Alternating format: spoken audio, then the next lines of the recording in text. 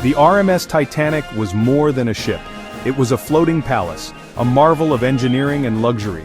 Built in Belfast, she was the largest and most opulent vessel of her time, boasting grand staircases, lavish dining rooms, and even a swimming pool.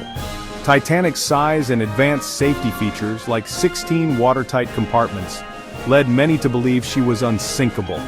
Passengers boarding for her maiden voyage felt secure, part of a historic event.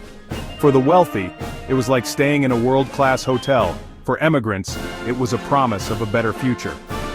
The world watched in fascination as the ship prepared for her first journey. Newspapers buzzed with stories of her luxury and the famous names aboard. Titanic wasn't just transport, she was a symbol of human triumph over nature. But this confidence would make the coming tragedy all the more shocking. The dream was magnificent, but it would soon be shattered by the icy Atlantic.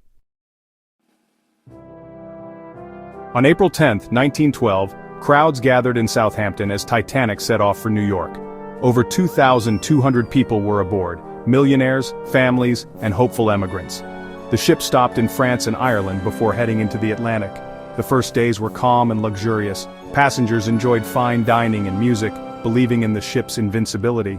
Captain Edward Smith, on his final voyage, was at the helm. Beneath the surface, danger loomed. The wireless operators received multiple iceberg warnings from nearby ships. Not all warnings reached the bridge, and the focus remained on speed. Confidence in Titanic's design bred complacency. The ship steamed ahead at full speed through a moonless, glassy sea, making icebergs nearly invisible. The officers knew of ice but underestimated the threat. Disaster was quietly approaching. The night of April 14, 1912 was clear and bitterly cold. Lookouts Fleet and Lee strained to see ahead, but without binoculars their task was nearly impossible.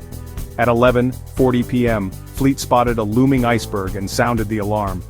First Officer Murdoch ordered a hard turn in full reverse, but the ship was too massive to avoid collision.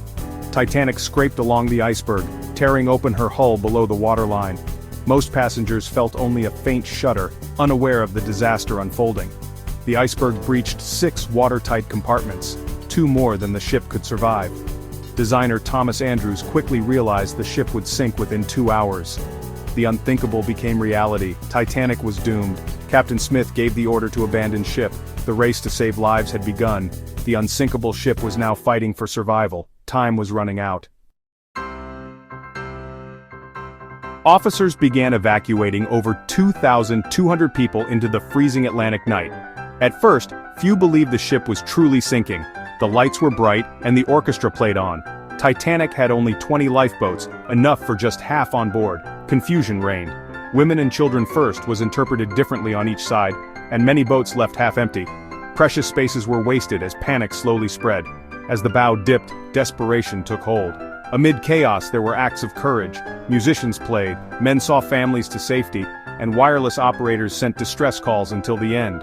The Carpathia was on its way, but for many, help would come too late. The night was filled with both heroism and heartbreak. Titanic's final hours were a test of humanity. At 2:20 a.m., Titanic's stern rose and the ship vanished beneath the waves. Over 1,500 people were left in the freezing water. Survival was measured in minutes. Most lifeboats did not return, fearing they'd be swamped. Only one boat went back, saving a handful. The lack of lifeboats doomed hundreds from the start. Outdated laws and poor crew training compounded the tragedy. The Carpathia rescued 705 survivors from a sea of wreckage. The world was stunned. How could the unsinkable ship be lost? Titanic's loss led to sweeping reforms. Lifeboats for all, mandatory drills, and the International Ice Patrol. The disaster's legacy, a hard lesson in humility, and a promise that such a tragedy would never be repeated.